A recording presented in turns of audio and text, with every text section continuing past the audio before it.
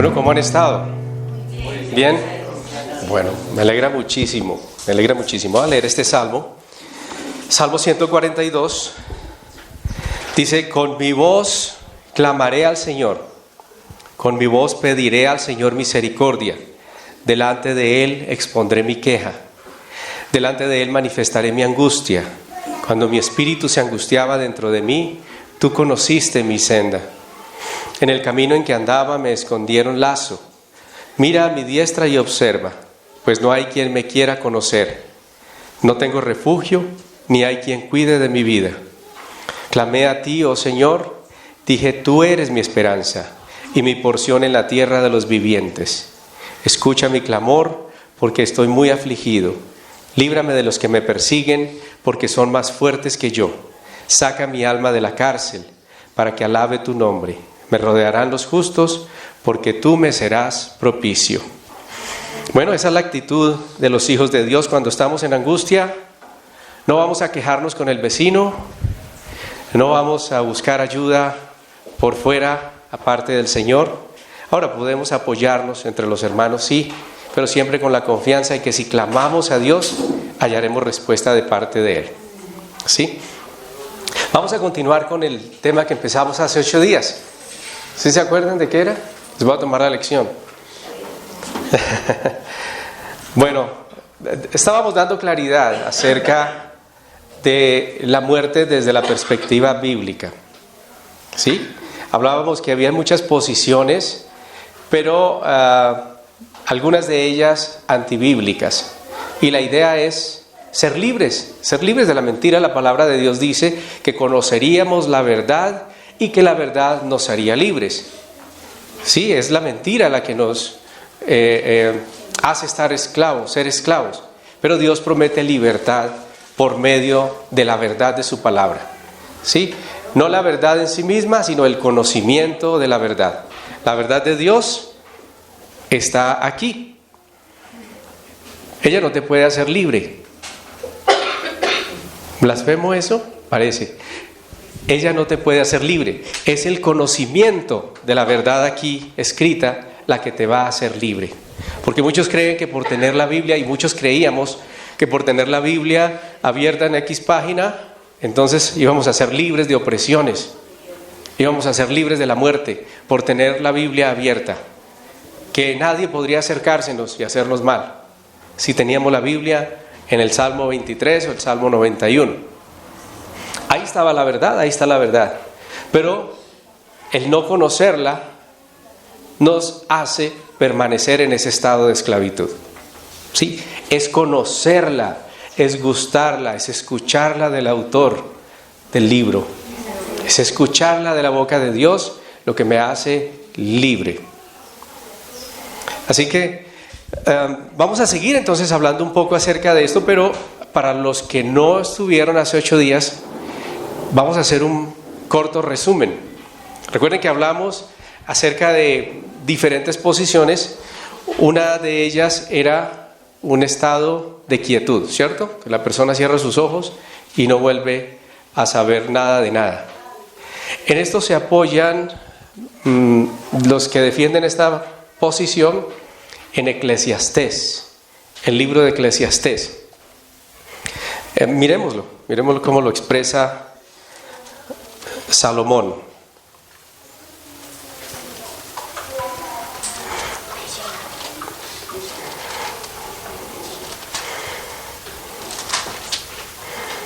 Vamos a leer algunos apartes.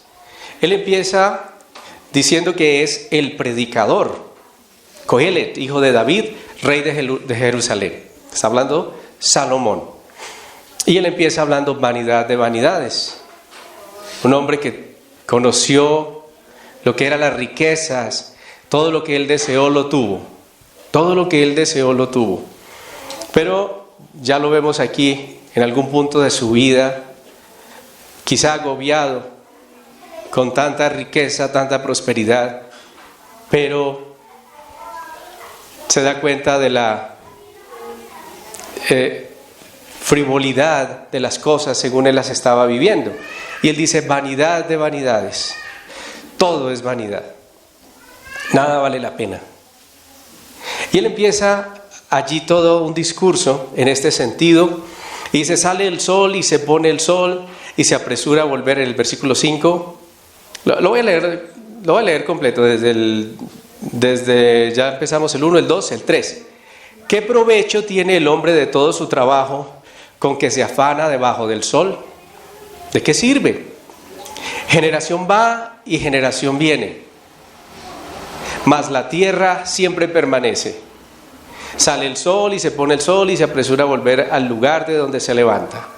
El viento tira hacia el sur y rodea el norte, va girando de continuo y a sus giros vuelve el viento de nuevo.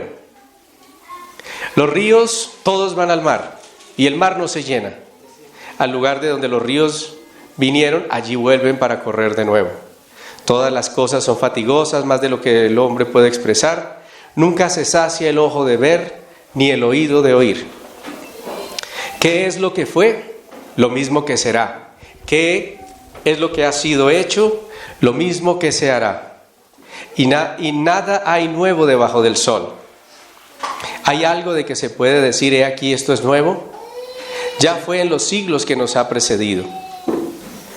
No hay memoria de lo que precedió, ni tampoco de lo que sucederá habrá memoria en los que serán después. Yo, el predicador, fui rey de Israel en Jerusalén. Todo lo que se hace debajo del cielo, este penoso trabajo dio Dios a los hijos de los hombres para que se ocupen de él. Mire todas las obras que se hacen debajo del sol, y aquí todo ello es vanidad y aflicción de espíritu. Lo torcido no se puede enderezar y lo incompleto no puede contarse. Hablé yo en mi corazón diciendo, he aquí yo me he engrandecido, he crecido en sabiduría sobre todos los que fueron antes de mí en Jerusalén, y mi corazón ha percibido mucha sabiduría y ciencia. Y dediqué mi corazón a conocer la sabiduría y también a entender las locuras y los desvaríos. Conocí que aún esto era aflicción de espíritu, porque en la mucha sabiduría hay mucha molestia, y quien añade ciencia añade dolor. Y ahí continúa, allí continúa él. Voy a buscar el versículo en donde habla de que pues finalmente al mismo lugar va el necio o va el sabio. O sea, cuando uno muere, pues todos van al mismo lugar. Decía Salomón, dice, miré yo luego las obras que había hecho mis manos, en el versículo 11 del capítulo 2, y el trabajo que tomé para hacerlas, y aquí todo era vanidad y aflicción de espíritu y sin provecho debajo del sol. Después volví yo a mirar para ver la sabiduría y los desvaríos y la necedad, porque ¿qué podría hacer el hombre que venga después del rey? Nada, sino lo que ya ha sido hecho. Y he visto que la sabiduría sobrepasa la necedad como la luz a las tinieblas. El sabio tiene sus ojos en su cabeza, mas el necio anda en tinieblas. Pero también entendí yo que en un mismo suceso acontecerá al uno y al otro. Entonces, muchos se apoyan en ello para decir que, bueno, sencillamente ambos van a cerrar sus ojos un día y nunca más los abrirán. Pero ¿cómo lo podremos explicar? Hay algo que dicen las Escrituras, y es que la suma de tu palabra es verdad. Yo no puedo tomar un versículo aislado y darle todas las explicaciones de este versículo, en donde dice pues que tanto el necio como el sabio van al mismo lugar, van al sepulcro y ahí quedó todo. Pero no puedo desconocer todo el contexto bíblico, porque hace 8 días lo mencionábamos, que hay muchas evidencias bíblicas de que la vida continúa. Que ahora, después de la muerte natural, viene una vida intensa, pero para muchos viene una muerte intensa también, que no significa un estado de inconsciencia, para nada. ¿Qué le está diciendo allí Salomón? Salomón se dedicó a indagar sobre las cosas que suceden debajo del cielo. O sea, él tiene una mente terrenal. Él está haciendo un análisis muy terrenal, muy de un hombre. Y si bien es cierto que está escrito en la Biblia, Dios permite que cosas se escriban para evidenciar el estado de las personas. Permitió que se viera el pecado de David, pero también permitió que se evidenciara la gracia de Dios sobre su vida, el perdón. Permitió que se evidenciara que Salomón fue un hombre muy sabio, pero también permite evidenciar qué sucede cuando el hombre sabio se empieza a apoyar en una sabiduría natural y se aparta del consejo de Dios.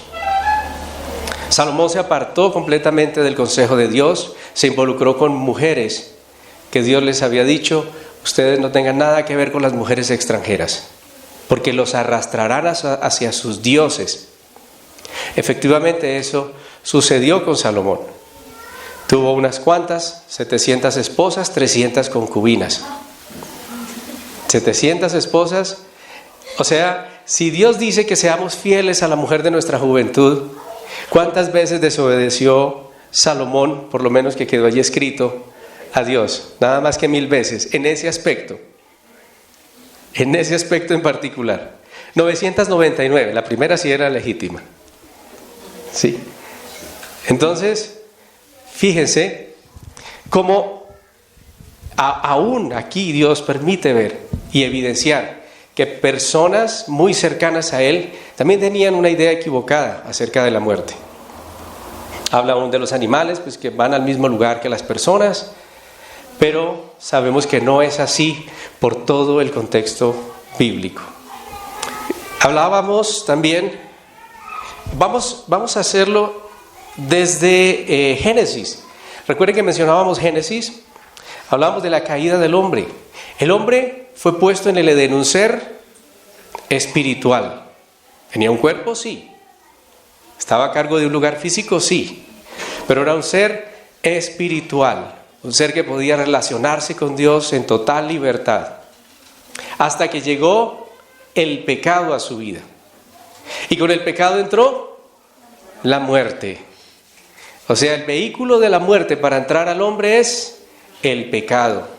¿Dónde está, oh muerte, tu aguijón? ¿Con qué es que tú te conectas con el hombre? ¿Cuál es ese aguijón que tú utilizas para conectarte con el hombre? Y ese aguijón es el pecado. Sí, cada vez que maldices, te estás conectando con la muerte. Y tú puedes ser un creyente, pero empiezas a volver a las prácticas del viejo hombre y comienza la muerte a evidenciarse.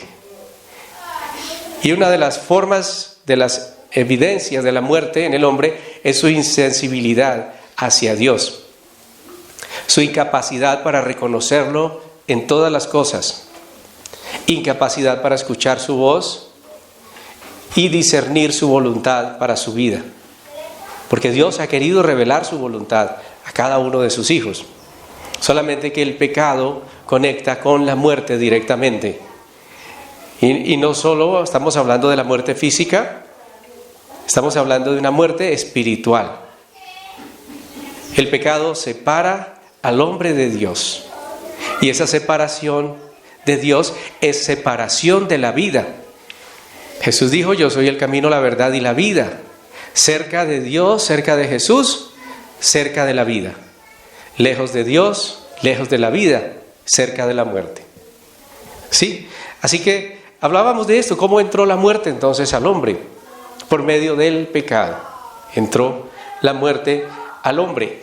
Y es que Dios le dejó en claro, le dijo: de todo árbol del huerto puedes comer, pero no comeréis del árbol. Pero además las escrituras aclaran que ahí en el huerto estaba el árbol de la vida, estaba Jesús.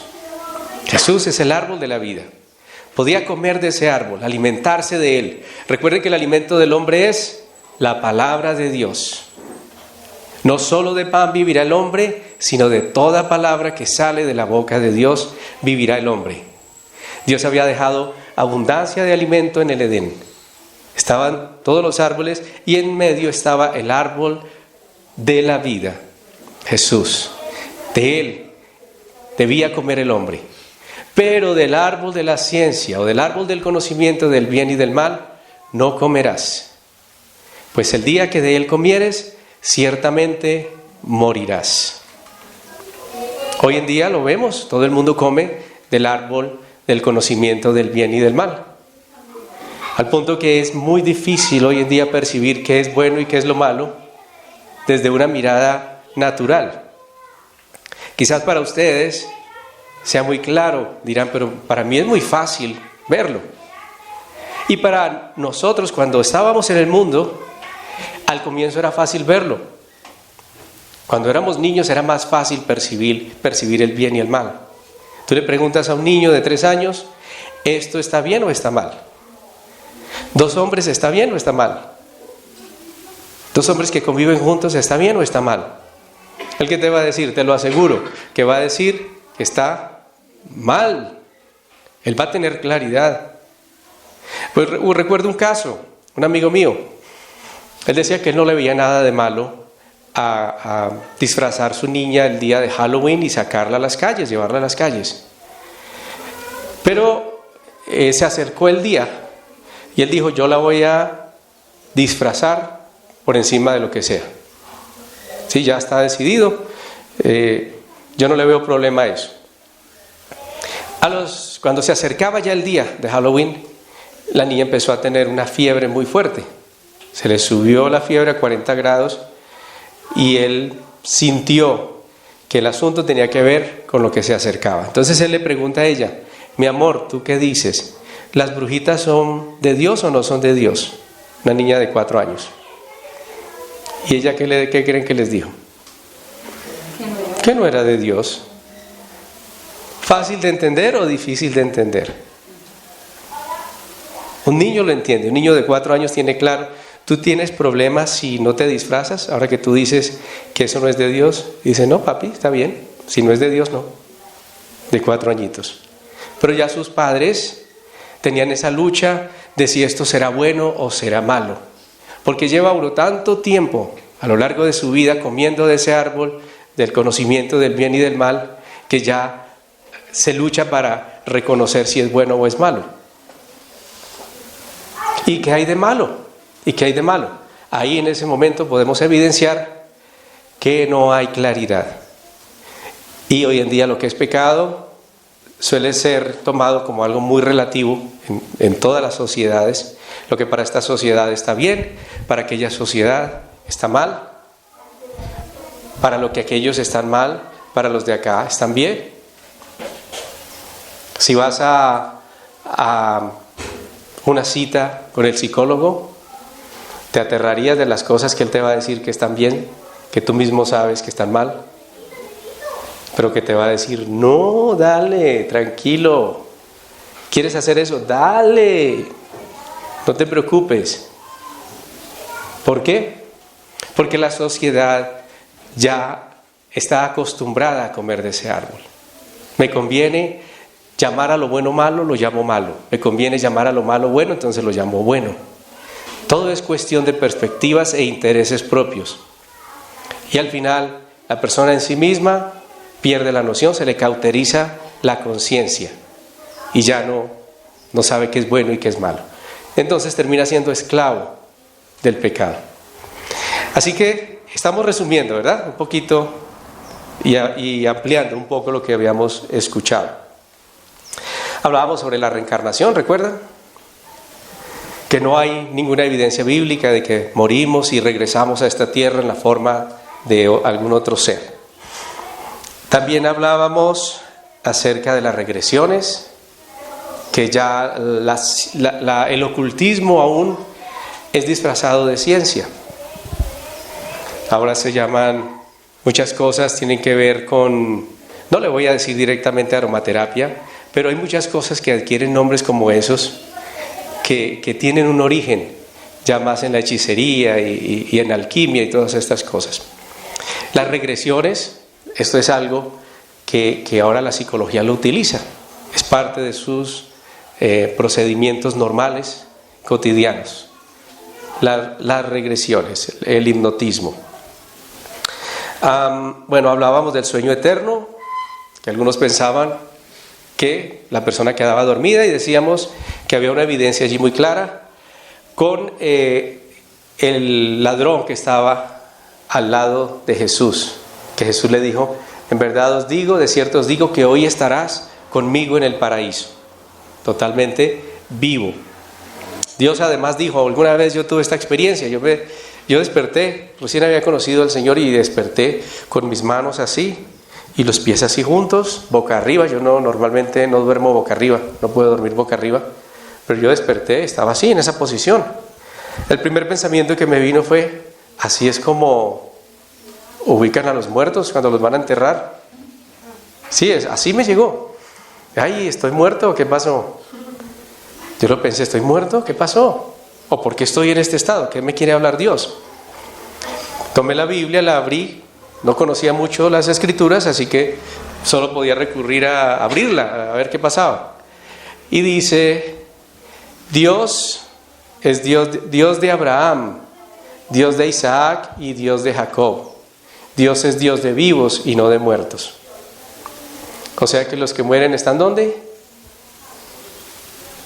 Con el Señor, porque Él es Dios de vivos. Y dice Dios de Abraham, de Isaac y de Jacob, dando a entender que Abraham, Isaac y Jacob están vivos.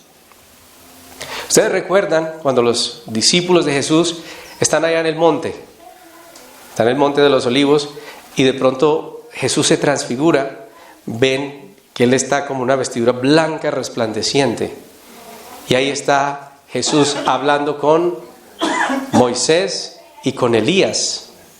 Ellos lo reconocieron, Moisés y Elías. Señor, hacemos unas enramadas para los tres.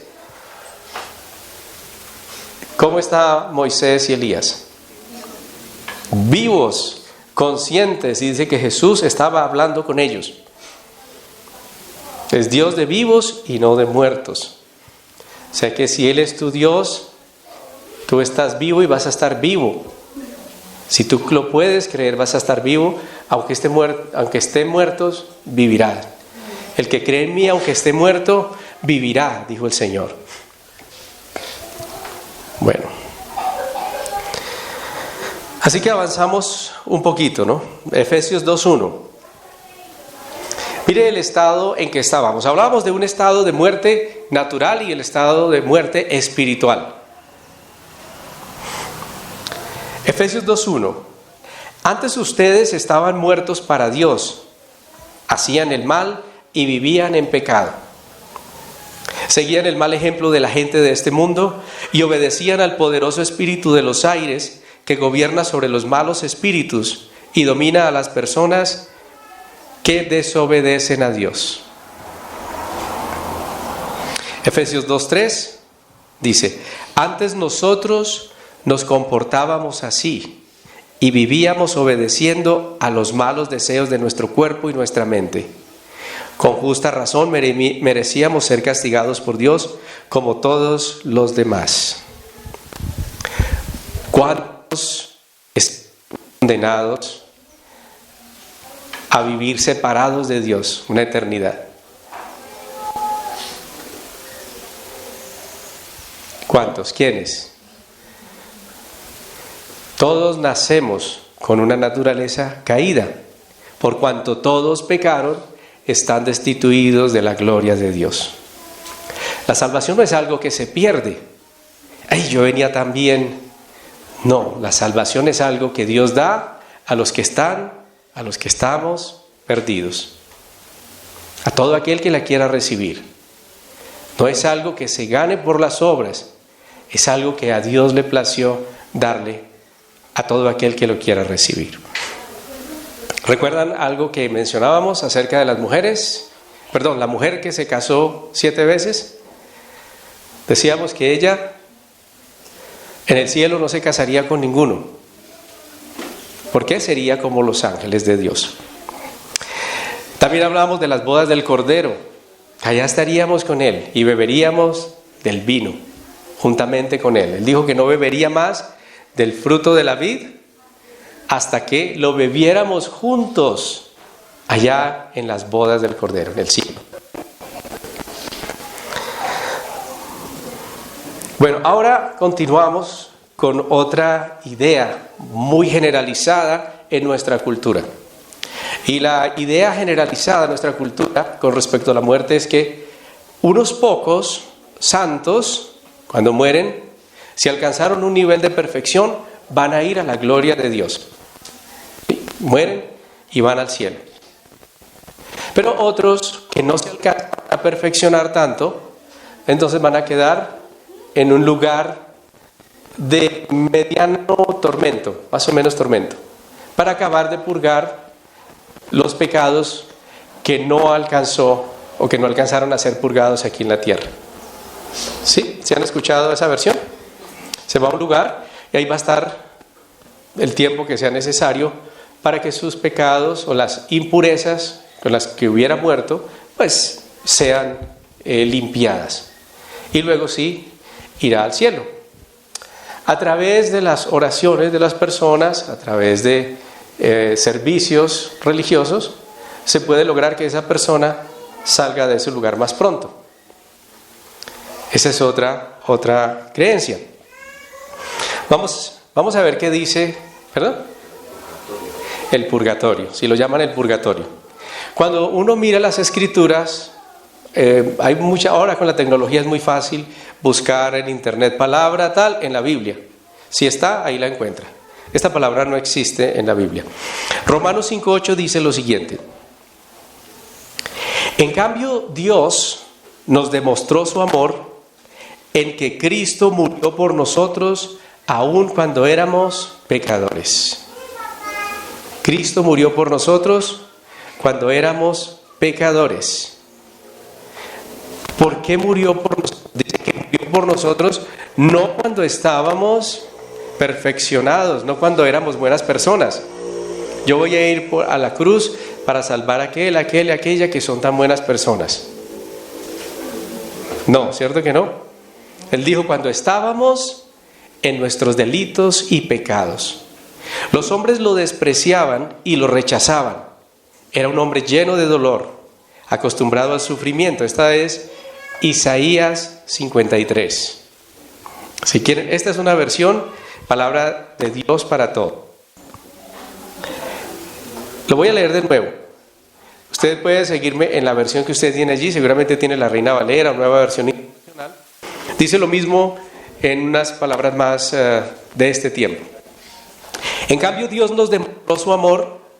Este es Romanos 5:8, ¿ya? Y ahora vamos a Isaías 53. En cambio, Dios nos demostró su amor en que Cristo murió por nosotros, aun cuando éramos pecadores. Los hombres lo despreciaban y lo rechazaban. Era un hombre lleno de dolor, acostumbrado al sufrimiento. Como a alguien que no merece ser visto, lo despreciamos, no lo tuvimos en cuenta. Aquí estamos leyendo 53:3, Isaías 53:3. Sin embargo, Él estaba cargado con nuestros sufrimientos, estaba soportando nuestros dolores. Ahora, aquí, cuando Dios habla, la palabra de Dios es en Cristo sí y en Cristo amén. Aquí no habla Él de manera parcial, que Él fue que Él llevó algunos de nuestros sufrimientos. No dice que soportó algunos de nuestros dolores, soportó nuestros propios dolores. Nosotros pensamos que Dios lo había herido. Todo el mundo decía, ¿qué hizo? Algo hizo. Por algo Dios lo está castigando. Que lo había castigado y humillado. Pero fue traspasado a causa de nuestra rebeldía. Fue atormentado a causa de nuestras maldades. El castigo que sufrió nos trajo paz. Por sus heridas alcanzamos la salud. Todos nosotros nos perdimos como ovejas, siguiendo cada uno su propio camino, pero el Señor cargó sobre Él la maldad de todos nosotros. Cargó la maldad de todos nosotros.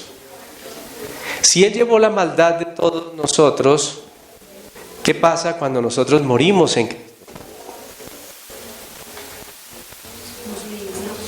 Somos totalmente libres por la gracia de Dios, no por justicias nuestras, no porque ya no tomamos, no porque ya no mentimos, no porque ya no esto, no lo otro, porque aunque eso ya no lo hagamos, aún seguiremos luchando con situaciones de carácter, aún seguiremos luchando con ciertas cosas, no seremos perfectos hasta que vayamos a su presencia y entonces seremos transformados y perfeccionados.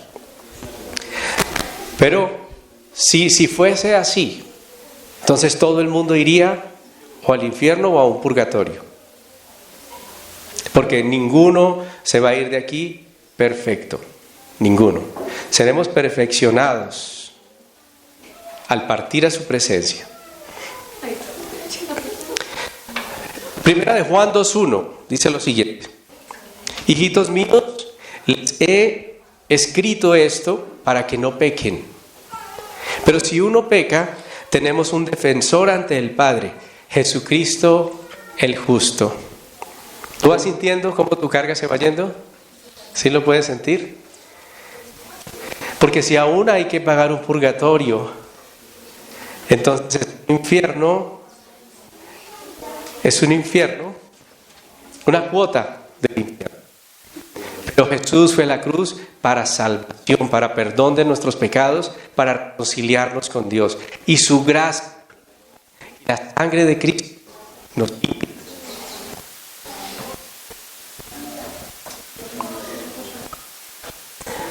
Si uno peca, tenemos un defensor ante el Padre, Jesucristo el justo. Si uno peca. Ya no estamos hablando del pecado voluntario, porque el Espíritu de Dios en ti intercede por ti. ¿Cómo? Con gemidos indecibles. Él dice, Él es la víctima por nuestros pecados, y no solo por los nuestros, sino por los del mundo entero. Por eso ahí termina nuestro juicio. Fue a la cruz por mí, me perdonó, y fue a la cruz para perdonar a todos los que están allá afuera en pecado. Que ellos lo acepten o no, ahí está el asunto. Que ellos acepten ese regalo de Dios, que lo reciban para sí, es algo que entre Dios y ellos algún día se dará o no. Pero de parte de Dios su gracia ya fue derramada. Por eso dijo, arrepentíos, cambien su forma de pensar, porque el reino de los cielos se ha acercado.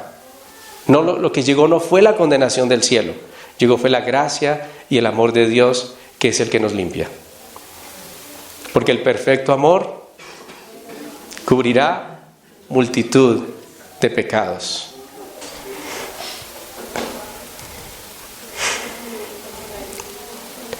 Lucas 16, del 19 al 31. Ahí vemos la historia de un hombre rico y un hombre pobre, Lázaro. Donde Lázaro, les voy a contextualizar, donde Lázaro solía comer de las migajas que caían de la mesa del rico. El rico se daba banquetes todos los días. Resulta que murió el pobre y fue al seno de Abraham. Vamos a verlo ahí en el versículo 22. Aconteció que murió el mendigo y fue llevado por los ángeles al seno de Abraham, y murió también el rico y fue sepultado. Ambos fueron sepultados. Tuvieron el mismo, desde la perspectiva de Salomón, tuvieron el mismo fin. Ambos fueron a un sepulcro. Hasta ahí llegó la visión que tenía Salomón. Ahí en ese momento estaba muy corta. Pero ¿qué pasaba de ahí en adelante? En una relación con Dios, tú vas a entenderlo. Jesús lo está contando. Jesús te va a contar qué pasa después. Aconteció que murió el mendigo y fue llevado por los ángeles al seno de Abraham, y murió también el rico y fue sepultado. Y en el Hades alzó sus ojos, estando en tormentos, el rico, y vio de lejos a Abraham y a Lázaro en su seno. Estaba allá, desde allá lo podía ver. No estamos hablando del cielo, no estamos hablando del paraíso, estamos hablando del seno de Abraham. Recuerden que Jesús aún no había ido a la cruz. Él está contando la historia. Jesús aún no había sido glorificado y aún había un lugar allí, pero no era un lugar donde la gente iba a tener un estado de inconsciencia. Se llamaba el seno de Abraham. Entonces él, dando voces, dijo: Padre Abraham. Sí lo podía ver, pero no podía pasar al otro lado. Ten misericordia de mí y envía a Lázaro para que moje la punta de su dedo en agua y refresque mi lengua, porque yo estoy atormentado en esta llama. Pero Abraham le dijo: Hijo, acuérdate que recibiste tus bienes en tu vida, y Lázaro también recibió males, pero ahora este es consolado aquí y tú atormentado. Además de todo esto, una gran cima está puesta entre nosotros y vosotros. No se puede cruzar, no se podía cruzar de un lugar al otro. De manera que los que quisieran pasar de aquí a vosotros no pueden, ni de allá pasar para acá. Entonces le dijo: te ruego pues, Padre, que le envíes a la casa de mi padre. Envía a Lázaro, porque tengo 5 hermanos, para que les testifique, a fin de que no vengan ellos también a este lugar de tormento. Que vaya Lázaro y les diga que sí es verdad. En otras palabras, vaya, dígales que lo que está en la Biblia no es mentira. Sí, prácticamente eso le estaba diciendo. ¿Por qué? ¿Por qué estaba el rico allí? Porque así como su familia, él creía que eso era mentira. Vaya y dígales, ¿por qué? Porque él tenía acceso a las Escrituras. Así que si alguno partiera y fuese a ese lugar, no va a poder regresar para decirle a la gente: sí, lo que escuchaba yo ya era verdad. Porque aquí le dice, y el padre Abraham le dijo: a Moisés y a los profetas tienen, óiganlos. Tienen a Moisés y a los profetas, escúchenlos. Pero si alguno fuere a ellos, aquí dice entonces, él entonces dijo: no, padre Abraham, pero si alguno fuere a ellos de entre los muertos, se arrepentirán. Ellos lo que necesitan es que alguien de aquí les diga: no, si es verdad, Jesús no está mintiendo, Dios no está mintiendo. ¿Le van a creer más al muerto que a Dios? Abraham sabía que no. Dijo: no, si no le creen al vivo, le van a creer a los muertos. Mas Abraham le dijo: si no oyen a Moisés y a los profetas, que escribieron lo que escucharon de la boca de Dios, tampoco se persuadirán, aunque alguno se levante de entre los muertos. No lo harán. Y es más, he escuchado testimonios de hombres, no que han escuchado de otros que fueron allá, sino de hombres que fueron a ese lugar, murieron, y Dios les permitió ir a ese lugar, los llevó hasta allá, hasta el infierno, de allá los sacó otra vez. Volvieron a la vida, y al poco tiempo estaban otra vez en el mundo, habiendo ido personalmente. Nadie se lo contó. Estuvieron en ese lugar, luego dieron su testimonio: Dios me llevó a este lugar, yo cuando morí fui a ese lugar, Dios me rescató de allí, me dio otra oportunidad, aquí estoy. Y al tiempo, el hombre otra vez en las mismas andanzas de antes. Entonces tiene razón Abraham. No es un asunto de creerle a las personas, es un asunto de creerle a la palabra de Dios. ¿Por qué hay tanto engañador? ¿Por qué hay tanto engañador? ¿Ustedes se han preguntado? Hay una oferta y una demanda. Hay engañadores porque hay quienes les gusta ser engañados. Hay engañadores.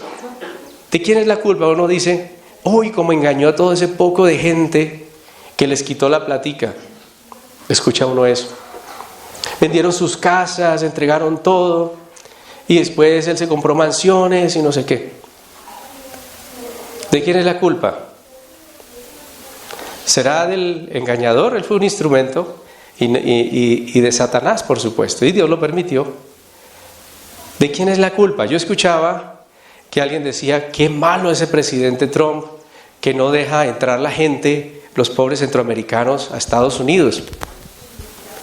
Y él decía: no me culpen a mí, culpen a sus presidentes.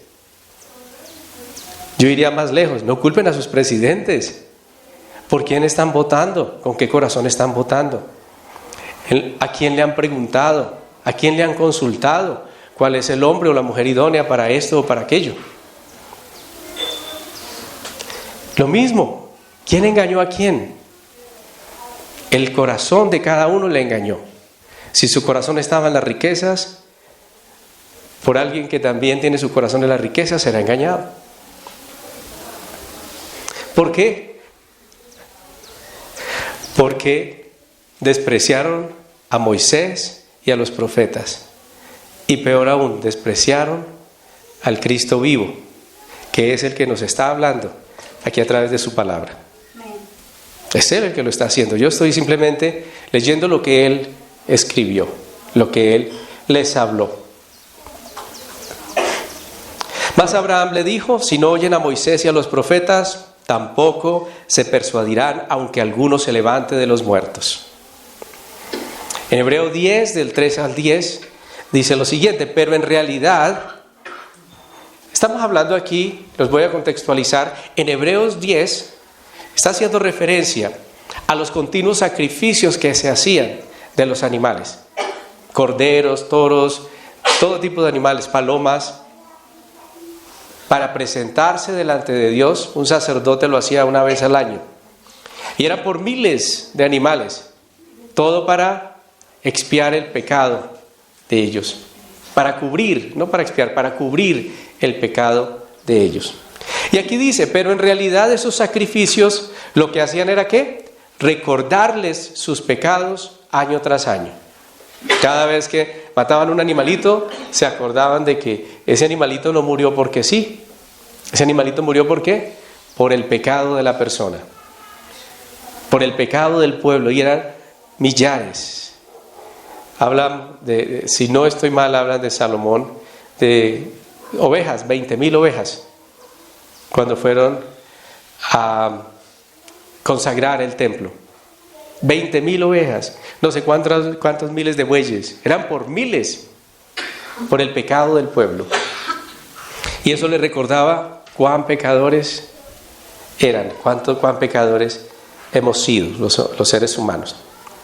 Pues no es posible, dice acá, que en realidad estos sacrificios eran solo un recordatorio. Pues no es posible que la sangre de los toros y las cabras quite los pecados. Por eso cuando Cristo vino al mundo le dijo a Dios: no quisiste sacrificios de animales ni ofrendas por el pecado. Me has dado un cuerpo para ofrecer. Su propio cuerpo. Destruiré este cuerpo y en 3 días lo reconstruiré. ¿Se acuerdan? Mas Él hablaba de su propio cuerpo, porque ese cuerpo era el cuerpo que Él daría para pagar por toda la humanidad, por nuestros pecados. Y dice: no te agradaron las ofrendas. Perdónenme, No quisiste sacrificios de animales ni ofrendas por el pecado, pero me has dado un cuerpo para ofrecer. No te agradaron las ofrendas quemadas, ni otras ofrendas por el pecado. No había nada que el hombre pudiera hacer para satisfacer la justicia de Dios. No había nada que el hombre pudiera hacer. No importaba cuántos animales le ofreciera. No importara cuántos sacrificios le ofreciera. No importa cuántas veces tú subas al monte más alto de rodillas. Eso no puede satisfacer la justicia de Dios. No importa cuántas promesas tú le hagas. Y te prometo que voy a hacer esto, y voy a recoger esto, y voy a ayudar a los pobres, y aún mi vida daré por los pobres. No puede satisfacer la justicia de Dios. Luego dije: aquí estoy, oh Dios. Está hablando Jesús. Luego dije: aquí estoy, oh Dios. He venido a hacer tu voluntad, como está escrito acerca de mí en las Escrituras.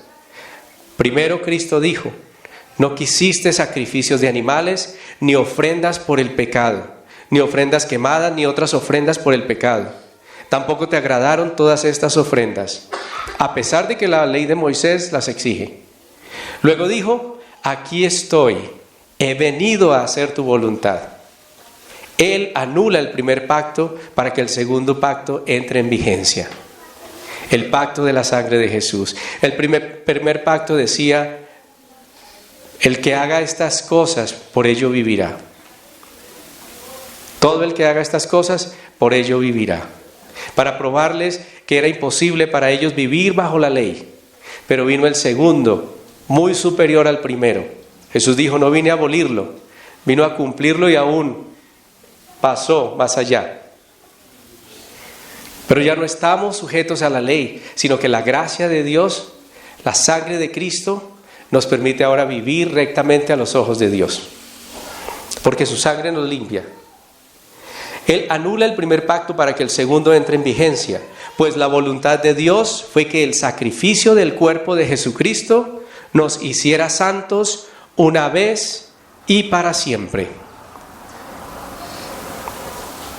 A la luz de esta palabra, ¿habrá algún santo aquí? Pero a la luz de esta palabra.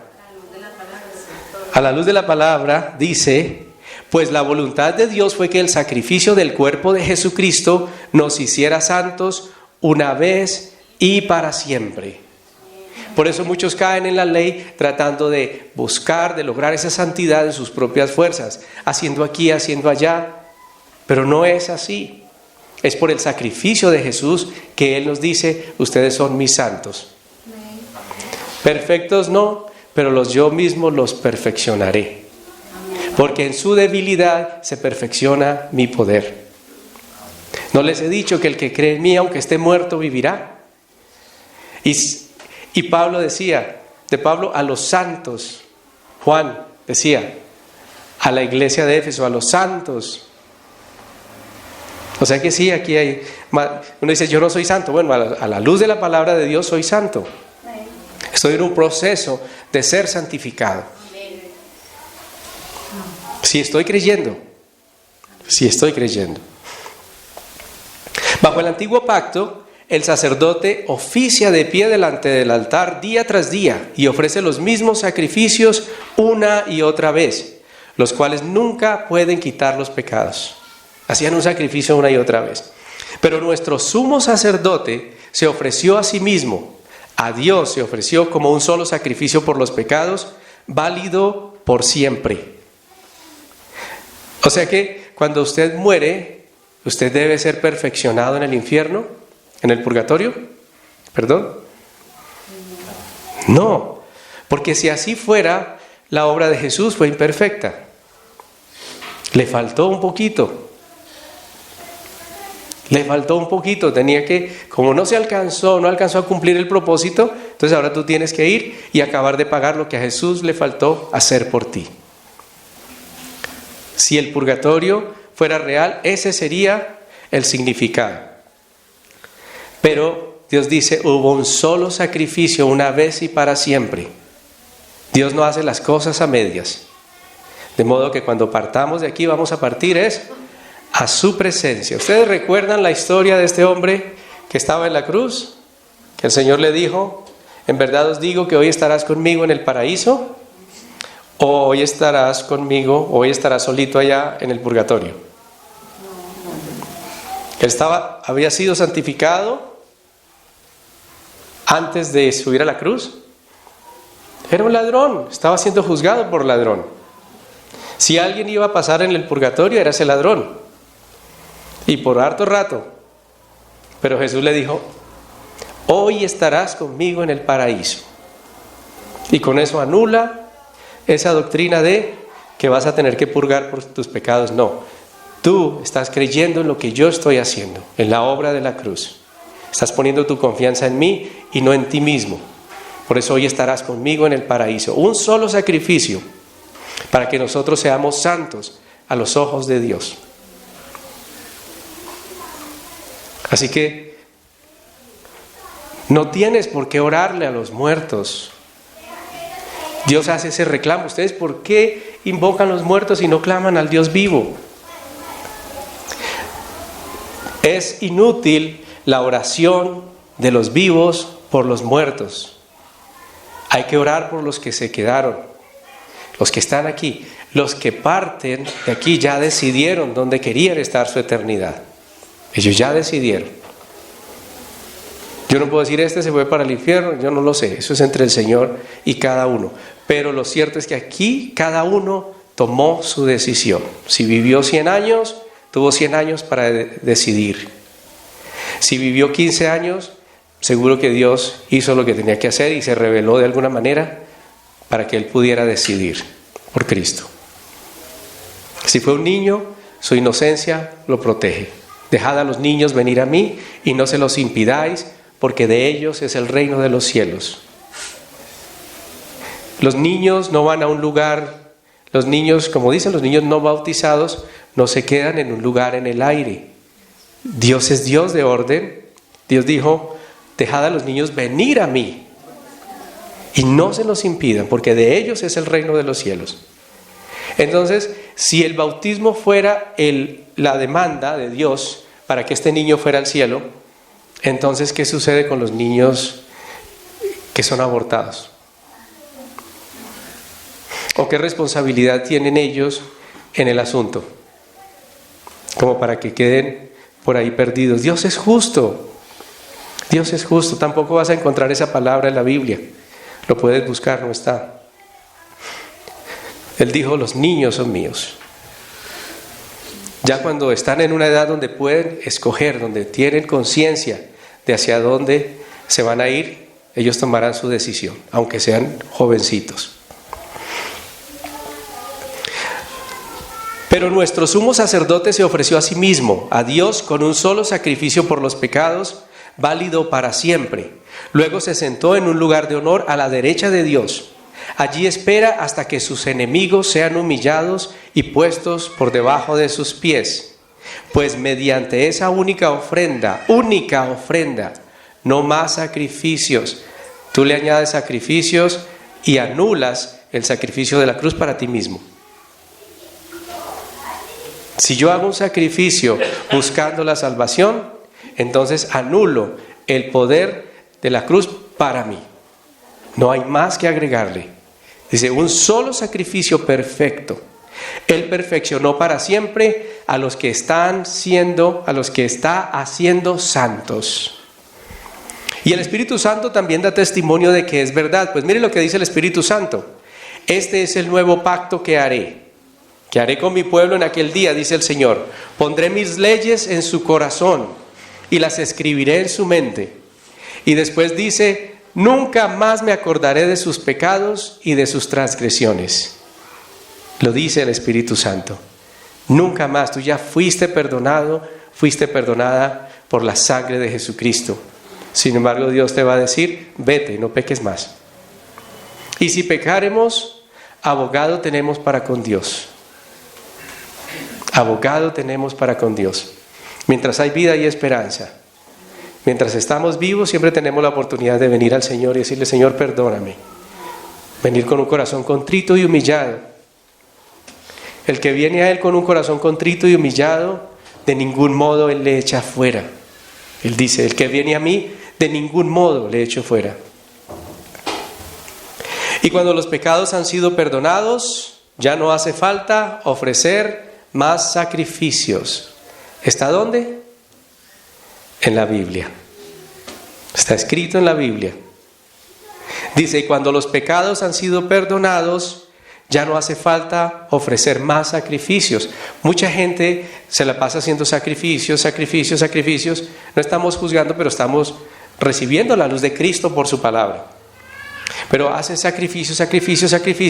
¿Qué implica eso para la persona? Que no se ha sentido perdonada. No ha recibido el perdón que Dios le ofreció a través de Jesús.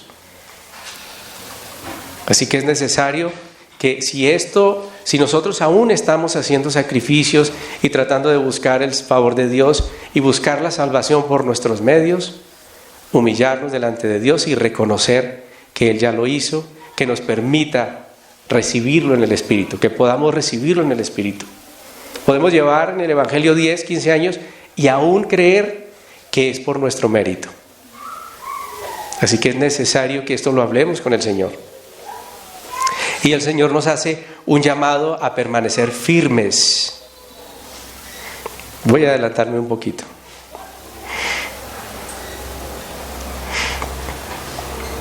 Deuteronomio 18, 9 dice lo siguiente. Ahora, recuerden que hablamos del seno de Abraham, ¿sí se acuerdan? ¿Y qué pasó con esas personas? ¿Qué sucedió con esas personas? ¿Ustedes qué dicen? Si ahora hay un cielo, y cuando nosotros morimos, si morimos en Cristo, vamos directo a la presencia de Dios. Entonces, ¿qué pasó con esas personas que estaban allí? Vamos a leer Mateo 27 antes de la otra cita. 27, 50 al 53. En el versículo 50 dice: entonces Jesús volvió a gritar y entregó su espíritu. Aquí Jesús fallece. En ese momento, cuando Jesús da un grito, dice que la cortina del santuario, el velo del templo, se rasgó en dos, de arriba hacia abajo. La tierra tembló, las rocas se partieron en dos y las tumbas se abrieron. Los cuerpos de muchos hombres y mujeres justos que habían muerto resucitaron.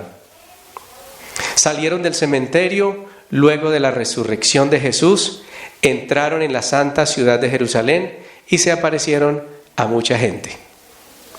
Pero no se quedaron ahí. ¿Qué hicieron? Siguieron al cielo. Siguieron al cielo con Jesús. En verdad os digo que hoy estaréis conmigo en el paraíso. Entonces muchos podrían decir, bueno, entonces sí, la gente queda por ahí. No, esto no es bíblico. La gente no queda por ahí. Hay un lugar y está escrito, se muere una sola vez y ahí cada uno va al lugar que le corresponde y luego vendrá el juicio. Pero nadie queda por allí divagando. Entonces muchas personas van y buscan un medium, una medium, para que les conecte con su ser querido que falleció. Porque no hay esa sujeción a la voluntad de Dios. La persona partió. No, yo quiero contactarme con él, contactarme con ella, o tal vez hay asuntos que la persona no dejó claros aquí en la tierra y yo necesito saberlo. Entonces voy a una medium y le pregunto, de pronto ella sí me ayuda a averiguar qué pasó, si dejó algún seguro por ahí o algo. ¿Cierto? Suena chiste, pero sucede. De pronto me dejó algo por ahí, yo no sabía, entonces preguntarle a ver. Y probablemente aún usando la Biblia, sustentando sus acciones por la Biblia, pensando en que Saúl buscó una medium para contactarse con Samuel. Pero Dios es claro. Por eso digo, la palabra de Dios en su conjunto es verdad. No puedo tomar versículos aislados. Hay que mirar el contexto y mirar todo lo que las Escrituras nos quieren decir en general. Deuteronomio 18:9.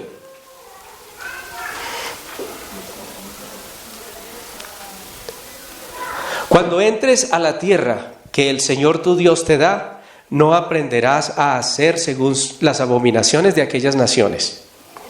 No sea hallado en ti quien haga pasar su hijo o su hija por el fuego, o sea, no lo ofrezca al dios Moloc, ni quien practique adivinación, ni agorero, ni sortílego, ni hechicero, ni encantador, ni adivino, ni mago, ni quien consulte a los muertos. Y ahí dice, ¿por qué? Porque es abominación para el Señor. Porque es abominación para con el Señor cualquiera que hace estas cosas. Y por estas abominaciones el Señor tu Dios echa estas naciones de delante de ti. O sea, no le es permitido al hombre invocar a los muertos, consultar a los muertos. ¿Por qué consultar a los muertos si tenemos al Dios vivo? No tiene sentido, ¿cierto? Entonces, vamos a pedirle a Dios que siga corriendo el velo, si aún hay velos en este sentido, que siga trayendo claridad a nuestro corazón. ¿Alguno Dios le habló algo nuevo que no conocía? ¿O ya todo estaba claro? Yo lo he visto mucho, pues lo que hemos hablado acá de mucha gente en el hospital cuando muere la persona, sí,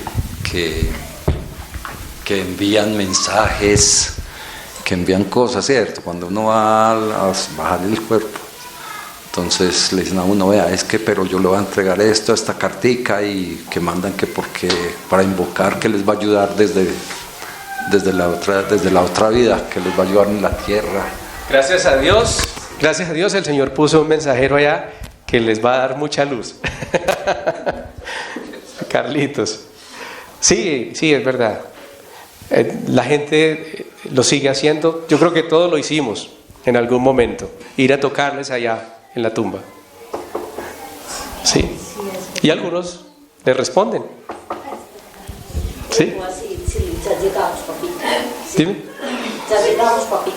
Exacto, sí. Todavía me tumban mis padres. Claro, ya lo que hay ahí, ya lo que hay allí no es mi papá. Mi papá ya no está ahí. ¿Sí? Mi familiar ya no está ahí. Está donde decidió aquí en la tierra. Así que, en lugar de perder las oraciones, tratando de volver a una persona de por allá, de donde quiera que esté, si está allá, no sé dónde, podemos usar esas oraciones para que el Señor toque el corazón de las personas que están aquí, que son las que necesitan tomar una decisión. Los que están en el valle de la decisión, para que decidan correctamente acá, y de modo que cuando partan nosotros quedamos felices y contentos de saber a dónde fueron con el Señor, y que ya nos vemos, dentro de pronto nos vemos. Y entonces cada día sí podemos decir, ya falta menos que ayer. ¿Sí? Entonces vamos a orar, vamos a repartir la cena.